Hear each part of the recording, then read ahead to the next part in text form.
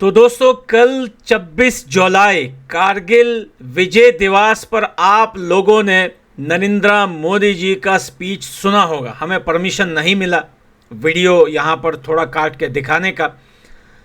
तो भैया आपको पता है कि आज पहली बार मैंने नरेंद्र मोदी जी को इतना गुस्से में स्पीच देते हुए देखा है। ठीक है, नरेंद्र मोदी जी ने पहले भी बहुत सारे स्पीच दिए हुए हैं पाकिस्तान के को लेकर, लेकिन ये इतना ज़्यादा गुस्सा क्यों? क्योंकि आपको पता है कि अभी डोडा में जो हुआ रिसेंटली, और भाई एक ही जगह 2-3 जो है हमले हुए पाकिस्तान की तरफ से, तो नरेंद्र मोदी जी ने अपने स्पीच में सख्त अल्फाज से जो है पड़ोसियों को जो है वार्निंग दी है कि अगर इस बार कोई भी गलत कदम उठाया तो हिंदुस्तान भूल जाएगा कि हमारे इधर कोई नियम और कानून है वार करने के। दोस्तों नरेंद्र मोदी जी की आंखों में वो दर्द दिख रहा था जो एक देश के प्राइम मिनिस्टर की आंखों में होता है जब उसके देश के जवान या निहत्थे लोग जो है बेगुनाह मारे जाते हैं। वही दर्द और वही गुस्सा नरेंद्र मोदी जी की आंखों में, और नरेंद्र मोदी जी को आज पहली बार जिंदगी में मैंने इतने गुस्से में स्पीच देते हुए सुना है, और वो भी पड़ोसियों को। और जिस तरीके से नरेंद्र मोदी जी ने पड़ोसियों को पिछली तारीख की याद दिलवाई है, मेरे ख्याल से वो पिछले तारीखें तो वो भूले नहीं हैं, लेकिन फिर भी वो अपनी शरारतों से बाज नहीं आ रहा है। देखिए शरारतें तो ऐसी शरारतें होती हैं जो नॉर्मल, लेकिन यहाँ पर लोगों की जाने जा रही हैं हिंदुस्तान में।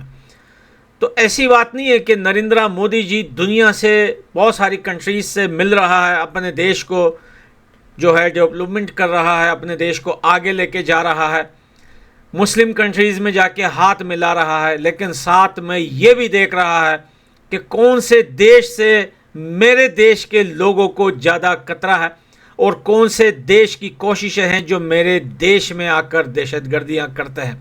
दोस्तों आप लोगों ने कल वो बातें मोदी जी की तो सुनी होगी, काफ़ी ज़्यादा लंबे जो है मिनट तक नरेंद्र मोदी जी ने स्पेशली जो कारगिल की वार जो थी उसको लेकर वो सारी जो है हिस्ट्री पाकिस्तान को याद दिलाई है। और अभी जो इस टाइम ये बात तो छुपी ढकी नहीं है कि कश्मीर के साइड दोस्तों और डोडा में जो हुआ वहाँ पर अब भी बहुत सारे दहशतगर्द घुसपैठ बैठे हैं वहाँ पर।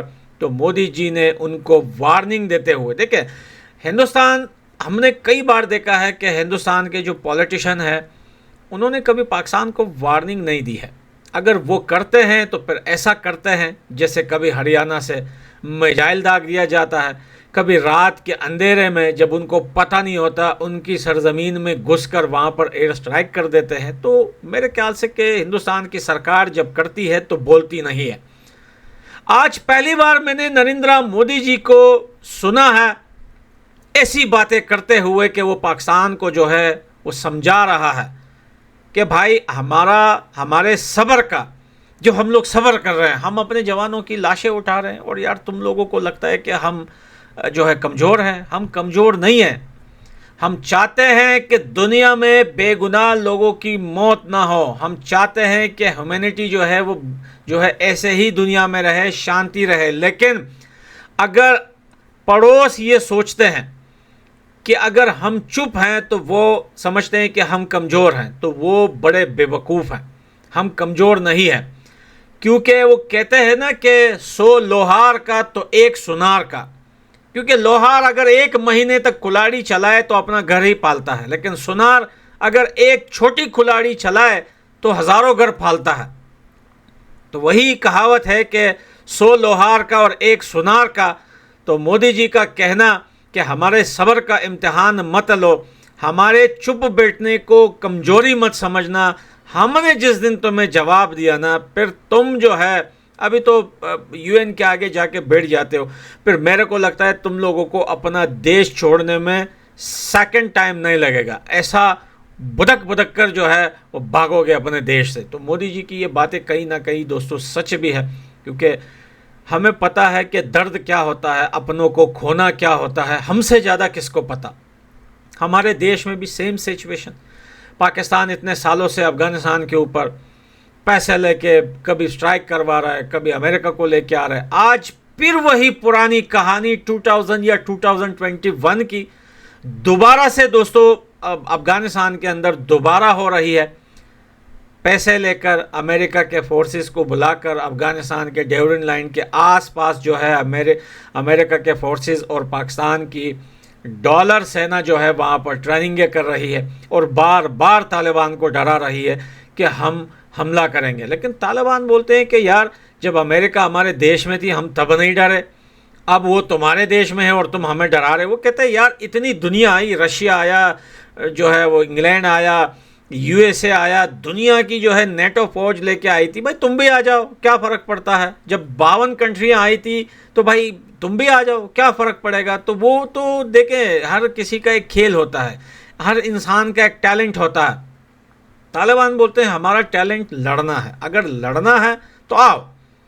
मुझे तालिबान बोलते हैं हमें पता है कि तुम आ तो आसानी से जाओगे, उड़ के आओगे, नीचे से आओगे, ज़मीन से आओगे, टैंक टॉप में आओगे, लेकिन जाओगे कैसे ये सोच के आना। तो भैया मेरे ख्याल से मोदी जी ने जो है सोच समझ कर जो स्पीच दी है, कहते हैं ना कि सब्र का इम्तिहान ख़त्म हुआ, सब्र का प्याला गिर गया, अब और बर्दाश्त नहीं कर सकते। और मुझे डर है कि अगर पड़ोसियों ने गलती से भी इस बार हिंदुस्तान के साइड या फिर कश्मीर के साइड कोई भी गलत कदम उठाया तो मेरे ख्याल से ये इनका आखिरी कदम होगा। इसके बाद इनका कदम ही नहीं बचेगा आगे उठाने के लिए। बाकी दोस्तों कमेंट सेक्शन में ज़रूर बताना किस किस ने नरेंद्र मोदी जी की बातें सुनी हैं, जिन्होंने पाकिस्तान को कड़ी कड़ी सुनाई है कल कारगिल विजय दिवस पर। मैं मिलता हूं अगली वीडियो में, बाय बाय।